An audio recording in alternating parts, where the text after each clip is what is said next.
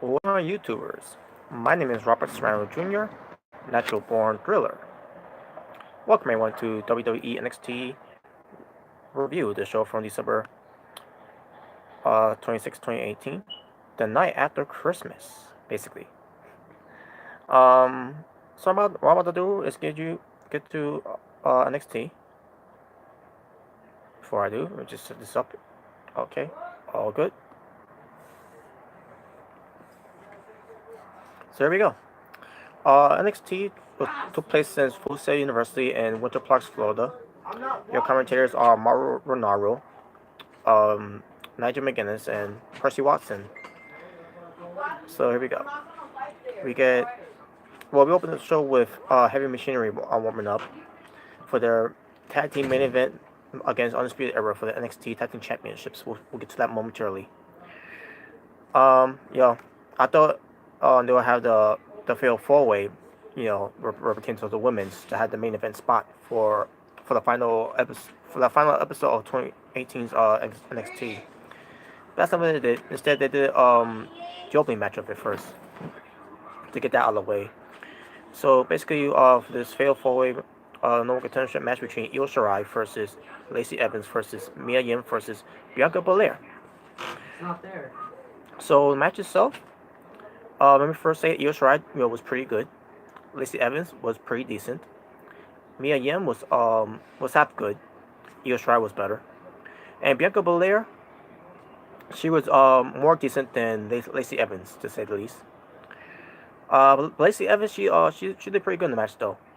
Now, as far as this match was, yeah, I was excited to see this match. When it was first announced, this fatal four ways no contendership match, and all we needed was these four women to be part of this bout, and they could have gone any better with these four women in Lacey Evans, Io Shirai, Mia Yim, and Bianca Belair. Now, midway the match, to me, I feel like it didn't pick up like I thought it would. And then basically what happened with Bianca Belair. There was a scary sight what happened with Bianca Belair where on the outside, her face, basically her head was crushed onto the ramp by a diving suicide dive by Io Shirai, which was a scary moment there for Bianca Belair. We thought she might have suffered a concussion or something like that, but she turned to be all right. Lucky she didn't get hurt. To me, I think that hurt the match a little bit. With that Bianca Belair couldn't do much. Um, when that spot first happened, but she recovered after that. So the match itself started picking up a little bit more. You know. So in this in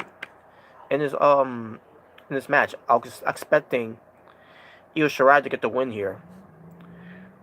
Even though that's the last time that Bianca Belair should win. But based on what what NXT, excuse me, has been doing with Io Shirai going up against the three women's, the four horsewomen, that I thought this was gonna happen win this match, which I thought it was gonna happen. So basically, Lacey Evans, she go for her woman's right to take out Mia Yim. Io Shirai breaks it up. Um, Io Shirai goes for the moonsault that she does to Lacey Evans. Bianca Belair gets basically breaks it up by using her braided ponytail as a whip, and she kept whipping and whipping and whipping Io Shirai with it.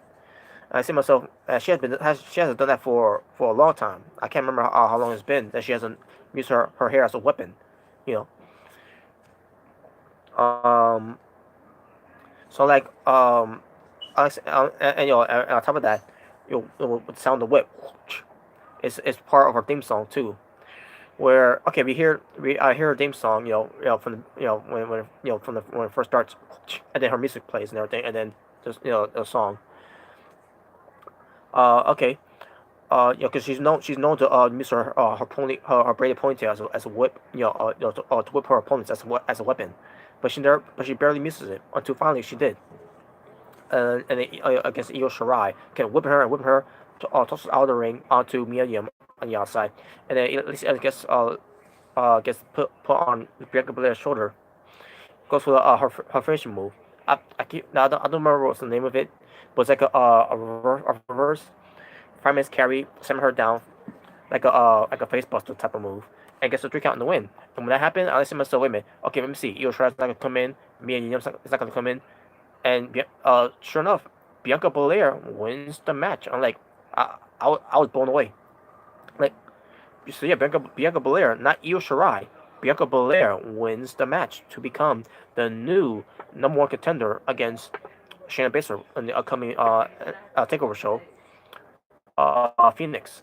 So when that happens, I'm like, here, saying that the main roster never give me. Just saying. I didn't expect Bianca Belair to win. I mean, I want her to win, but I didn't expect her to win. I was actually expecting Io Shirai to win this match. I knew Lacey Evans was gonna win anyways because Lacey Evans was gonna be moved up. It's gonna be moved up to the main roster anyways. And then you got Mia Yim, who could have been seen where she could have won. Didn't go with her anyways. But in the way they kind of protected Lacey Evans losing, kind of protected Io Shirai where she could have won, but Bianca Belair stopped her, and sort of protected Mia Yim too. In a way where Io Shirai was thrown on top of Mia Yim. But yeah, Bianca Belair wins, and I'm glad she did. And that being said, now we're now all they gotta do now is a good build up between Bianca Belair versus Shayna Baszler. Now here's the thing with this one. Here's the problem with this too, by the way. Which is the thing. Bianca Belair and Shayna Baszler are heels, so obviously the fan favorite from the NXT fans, they're gonna go more for Bianca Belair than they are for Shayna Baszler. I'm not saying there's no Shayna Baszler fans. There obviously are Shayna Baszler fans. I'm one of them. There are a lot of Shayna Baszler fans, but there's fans that love Bianca Belair more than they do with Bianca, than Shayna Baszler. Excuse me. So, but there you go. And we'll see how that turns out. Next we get to Mitch Taverna, I guess I say his last name. He goes up against one of the Forgotten Sons, Jackson or Riddick. Raddick, I might just say. I guess I say how you say his last name now. Formerly known as Gunner from Impact Wrestling. And he's being accompanied by the other Forgotten Sons, Blake and Cutler. Wesley Blake and Steve Cutler. During the match, though, basically when they came out from commercial break, basically there was no voice of Mauro Ranallo, Nigel McGuinness, and Percy Watson for some reason. I don't know why. I couldn't tell you why. Maybe that was maybe a minor setback or something like that, or technical difficulties they was going through. But there was no commentary on during this match. So, but anyway, as far as the match was, Jackson Reddick was pretty decent in this match against basically it was gonna be a squash match either way. So Jackson Reddick is winning the match. Clean win. No distraction, no interference from the other Forgotten Sons. Next we get to the Velveteen Dream. Basically highlighting him for that he started from 2017, and then his fame started rising in 2018. He's getting loved by Kurt Angle, Hulk Hogan, Triple H, Shawn Michaels, blah blah blah, even John Cena, blah blah blah, whatever.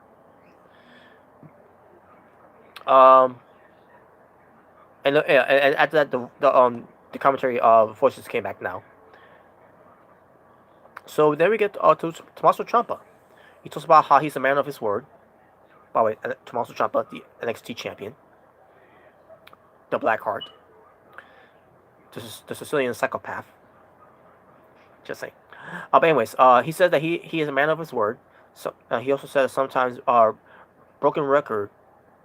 He says sometimes he sounds like a broken record, and he feels like he's talking to a wall sometimes. And he says how Johnny Gargano listened, and Johnny Gargano has followed his lead.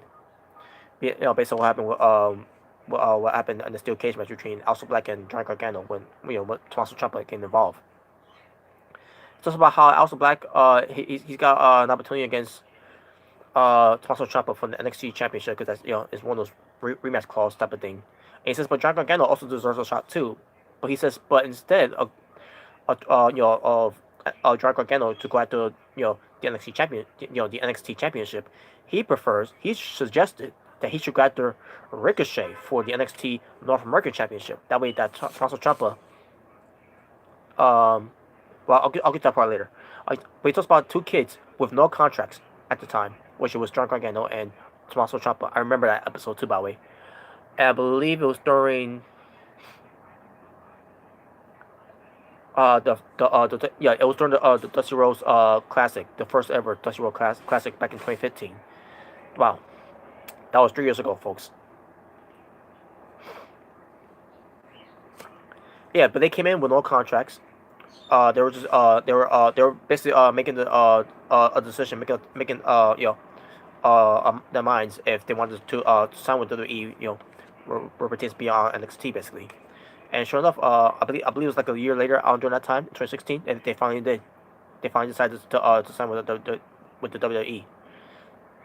But anyways, so yeah, and he mentions DIY, which that was their tag team, do it yourself. That's what DIY means. Talks about how they can take over. Um, I mean, they basically said, Tommaso Ciampa said this. He said, they took over, NXT, where it pertains to being on a tag team as DIY when they were tag team champions and everything.